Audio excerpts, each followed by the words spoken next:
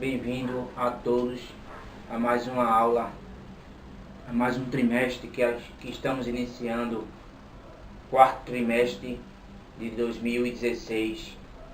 Lição esta que estamos dando início falando acerca da sobrevivência em tempos de crise. O comentarista desta lição, ele deixa bem claro aqui no texto áureo o que Jesus já havia pronunciado lá em João capítulo 16, versículos 33. Jesus diz: tenho-vos dito isso, para que em mim tenhais paz. No mundo tereis aflições, mas tende bom ânimo. Eu venci o mundo. Se ele disse eu venci o mundo, é porque Jesus, ele já pagou o preço por todos nós, mesmo nós não sermos merecedores. Mas ele manda que tenhamos bom ânimo. Sabemos que o mundo não é fácil. Há muitos crimes, há muitas crises, muitos problemas em meio à sociedade. Muitos problemas na sociedade, mas temos que superá-los. Mas para isso vamos entender logo o que significa a palavra crise. Para você entender melhor o contexto desta lição, crise fala de desordens, fala de descontrole de alguma coisa. Quando trata de descontrole, está falando de alguma coisa que está fora do lugar, não está de acordo com o padrão de vida, uma coisa que está fora do padrão. E assim está a sociedade de hoje.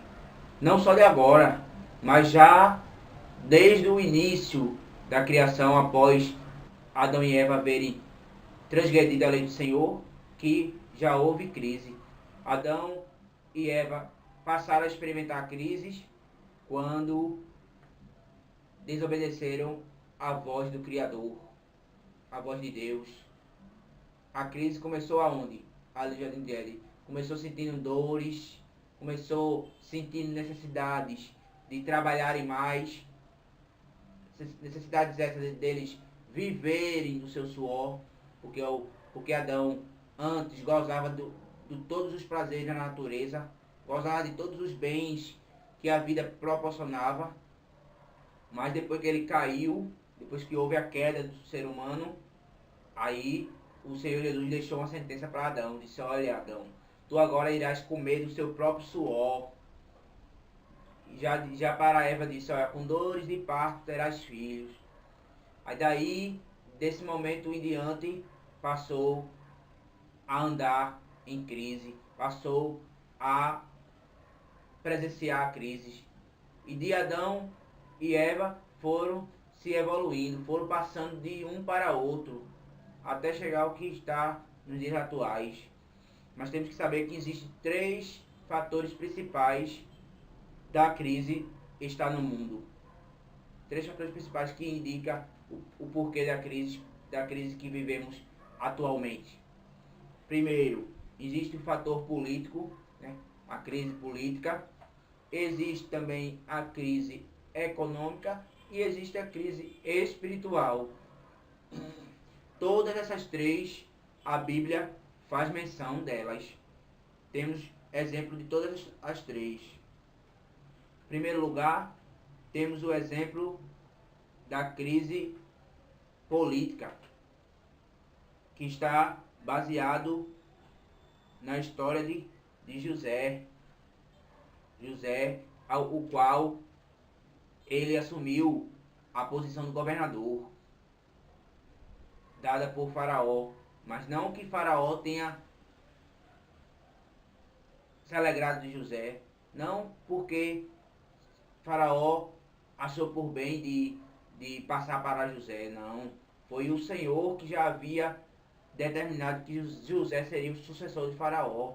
E José estaria tomando a posição de Faraó, tomando o lugar de Faraó. Mas para que isso se cumprisse, José teve que esperar 13 anos ou seja, ele tinha 17 anos quando começou a apacentar as ovelhas com seu pai, que naquela hora ali ele teve um sonho e contou a seus irmãos, e os seus irmãos o invejaram, porque viu que na realidade daquele sonho ali estava indicando que mais para frente Moisés iria dominar sobre seus próprios irmãos, seria o maior, e inclusive até os seus próprios pais teriam que se prostrar a ele, quando ele viu aquele sonho do sol e da lua, e de 11 estrelas que se inclinava José. Então, o que aconteceu? Aquela lua e aquele sol simbolizava a mãe de José e o pai de José, respectivamente. E as 11 estrelas eram os 11 irmãos de José, que também teriam que se inclinar-se a José. Era Deus já falando para José que em breve ele seria o governador, que em breve ele reinaria e dominaria a todos, inclusive todos da sua própria família. E eles não acreditaram nisso, né? Ficaram perplexos, ficaram com inveja, querendo saber por que foi que Deus resolveu fazer aquilo na vida de José. Aí, do capítulo 37 até o capítulo 41, que foi quando ele já estava sendo colocado como um governador, entre esses capítulos, do 37 ao 41, houve a concretização desse sonho da revelação, que foi uma profecia vinda diretamente de Deus naquele sonho ali. Era Deus revelando o futuro de José, e houve o seu cumprimento integral lá no capítulo 41, onde ele passou a ser governador. E ele, como governador, ele ajudou aos egípcios naquele momento que houve aquela grande fome, que foram 7 anos de fome. Passaram 7 anos de bonança, 7 anos de fartura, que simbolizava aquelas 7 vacas gordas, como também passaram 7 anos de fome, que foram aquelas 7 vacas feias e magras. Então, o que Faraó disse quando os egípcios estavam com fome e não tinham o que comer, precisando de pão? Faraó disse: vai a José, vai até José e pede pão a ele. Vai até José e o que ele manda fazer, obedeça. Isso foi Faraó, que antes era contra José. Faraó ficou totalmente a favor de José.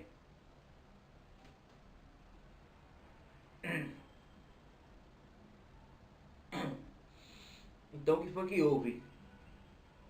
Os egípcios foram até José, e a Bíblia diz que José pegou todos os mantimentos que ele tinha, que tinha reservado, porque José tinha experiência com Deus, e Deus tinha falado com ele que haveria uma grande fome. Então, José, sendo governador, ele preveniu-se, guardou uma boa parte de mantimento para aquele povo, e o povo ia, os próprios egípcios iam até ele e se alimentavam.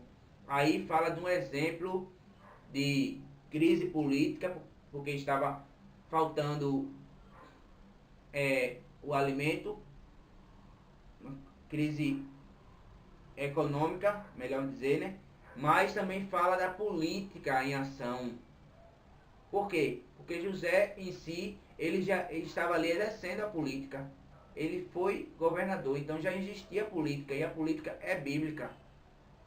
Porque se não houver um líder, se não houver quem lidere, as coisas vão virar bagunça, mais do que já está. Se tendo um líder na frente, já vira bagunça. Imagine sem ninguém que domine.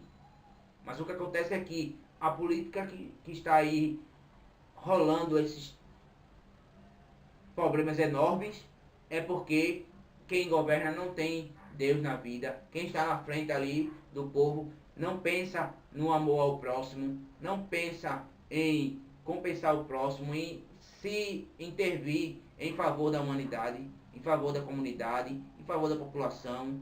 Por isso que está esse maior caos político. Então já existia naquela época a crise política. Quando a gente vê lá em 1 Reis, capítulo 12, versículo 10, onde Roboão, que foi o sucessor de Salomão, né? Roboão era filho de Salomão, então foi Roboão que assumiu o lugar do reinado quando Salomão morreu.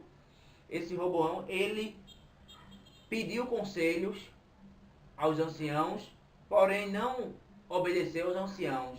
E quando eu falo anciãos, fala de pessoas experientes, pessoas maduras, que pode ser até um líder religioso, pode ser até um pastor, pode ser um presbítero de uma congregação, de uma igreja.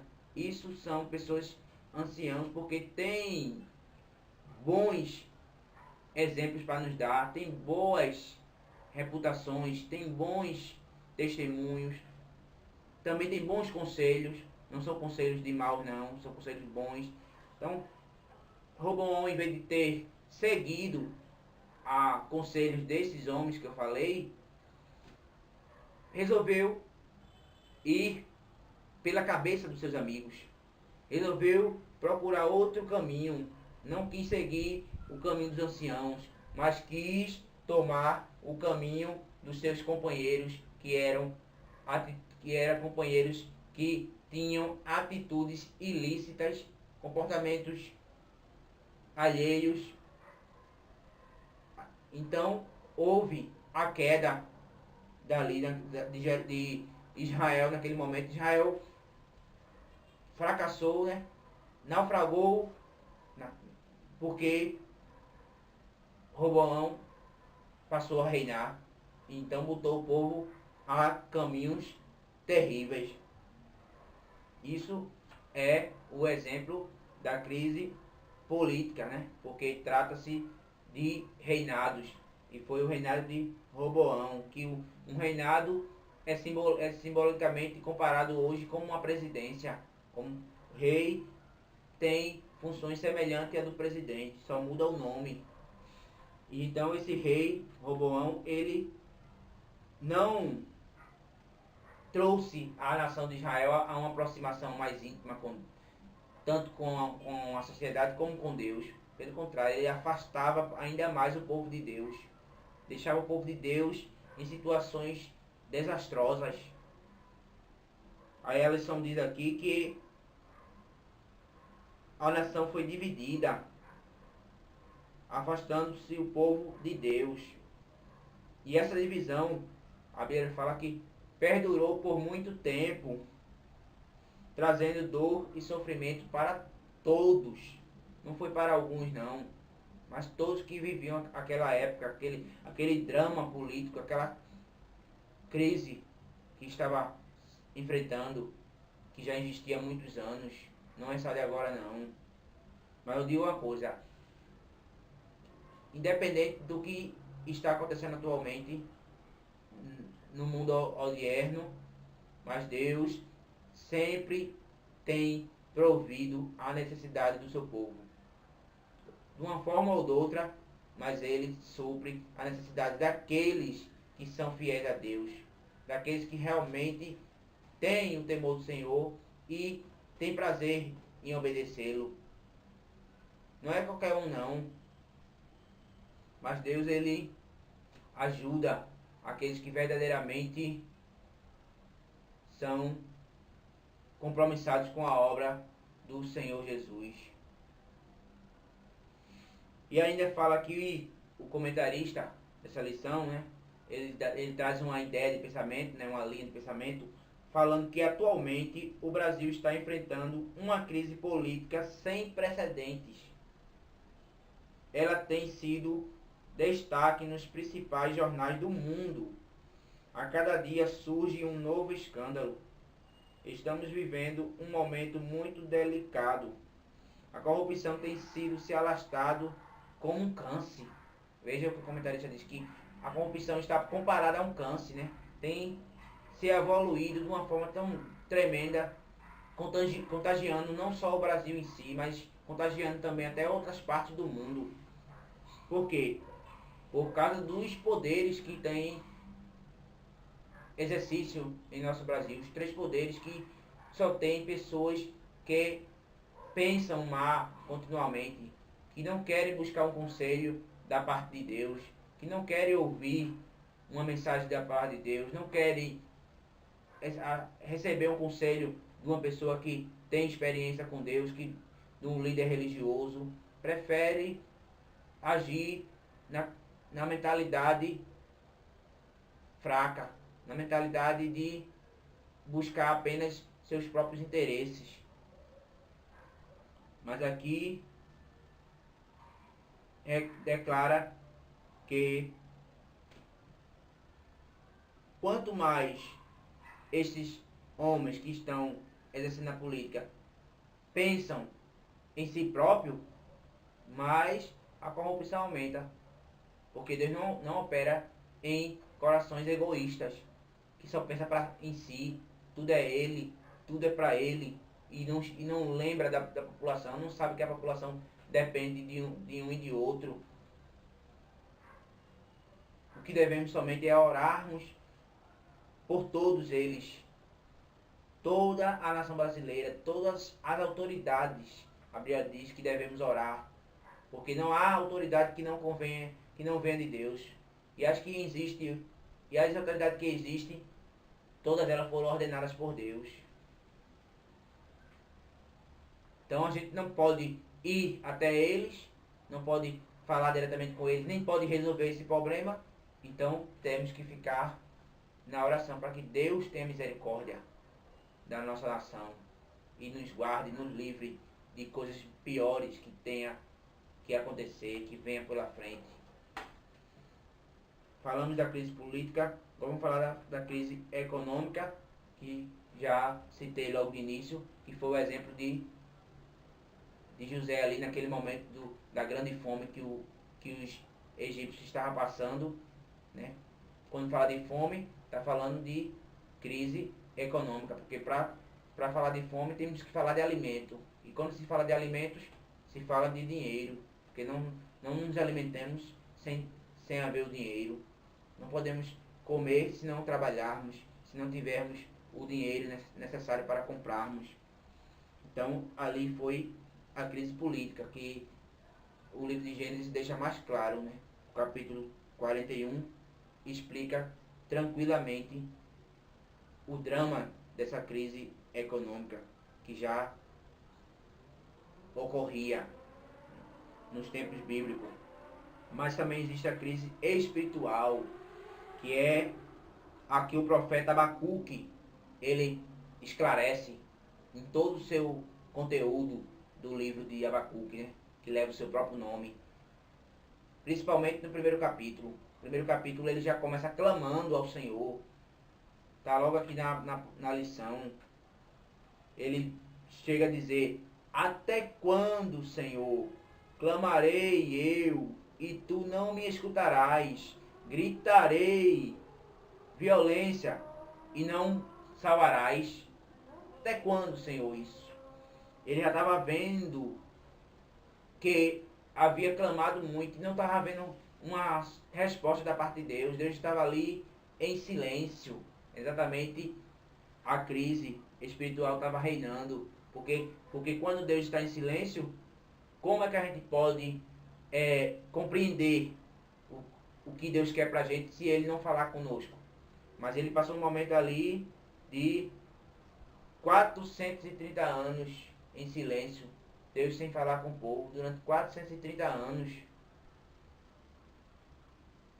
Se passamos um dia sem ouvir Deus falar conosco, já nos entristecemos.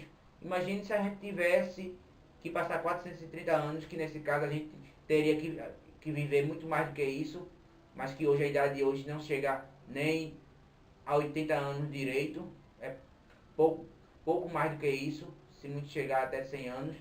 Imagine se a gente tivesse que passar 430 anos em silêncio. Nós não aguentaríamos.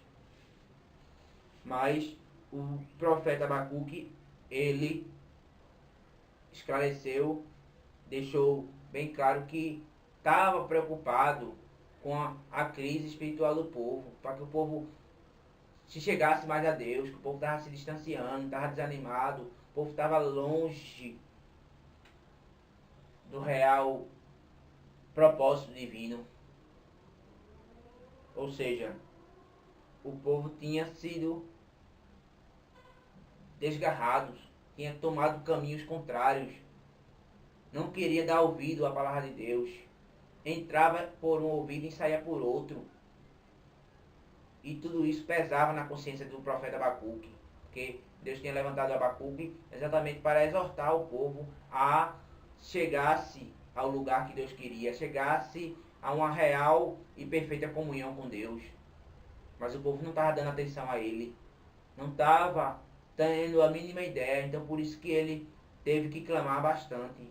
Abacuque teve que clamar muito para poder Deus ter misericórdia daquele povo, mas mesmo assim Deus continuou da mesma forma, porque Deus tinha que provar aquilo ali, tinha que provar aquele povo para que o povo aprendesse mais com Deus em meio à crise. Mas tem um porém, nem toda crise vem de Deus não. Eu digo isso porque existem problemas que é o próprio ser humano que procura.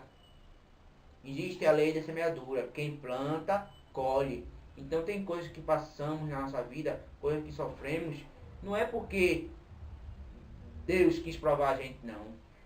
Não é porque Deus resolveu nos castigar, não. A gente sabe que Deus é bondoso, Deus é maravilhoso, Deus é amor, mas Ele também é justiça. E Ele também diz em sua palavra que aquilo que o homem semear, isso também se fará. Então, quem planta vento, colhe tempestade. Então, se eu estou passando por algum problema de ordem espiritual ou até mesmo de ordem social, não quer dizer que tudo isso Deus tenha culpa, não. Porque pode haver alguma escolha errada que eu fiz lá atrás que venha a ser revelada hoje, que venha a refletir na minha vida hoje. Como também houve no povo de Israel. Havia escolhas que o povo de Israel havia feito que tiveram o seu cumprimento mais para frente e eles pagaram pelas suas consequências das suas escolhas erradas, pela má escolha. Porque toda má escolha resulta também em má consequências, em resultados negativos. Escolhas más resultam em resultados negativos, enquanto que as boas escolhas vai refletir um resultado positivo, um resultado excelente, mas que possamos cada dia mais valorizarmos tudo que temos em nossas mãos, dando graças a Deus por tudo, sabendo que Ele é supridor de todas as nossas necessidades, porque está escrito lá em Filipenses, no capítulo 4 e versículo 19, o apóstolo Paulo ele fala que o nosso Deus suprirá todas as nossas necessidades em Cristo Jesus. Suprirá todas as necessidades segundo a sua riqueza, Ele suprirá todas as nossas necessidades. Por quê? Porque Deus ele é rico em tudo. Ele tem tudo para nos dar no momento certo. O mundo está em crise, mas o céu nunca houve crise. No céu sempre haverá festas. No céu sempre haverá tudo que nós precisamos. Então é preciso estarmos atentos e permanecer na vontade de Deus, na dispensação dele, para que tudo venha servir para a honra e a glória do nome dele. E aqui queremos agradecer esta aula e espero vocês na próxima aula, se Deus assim nos permitir.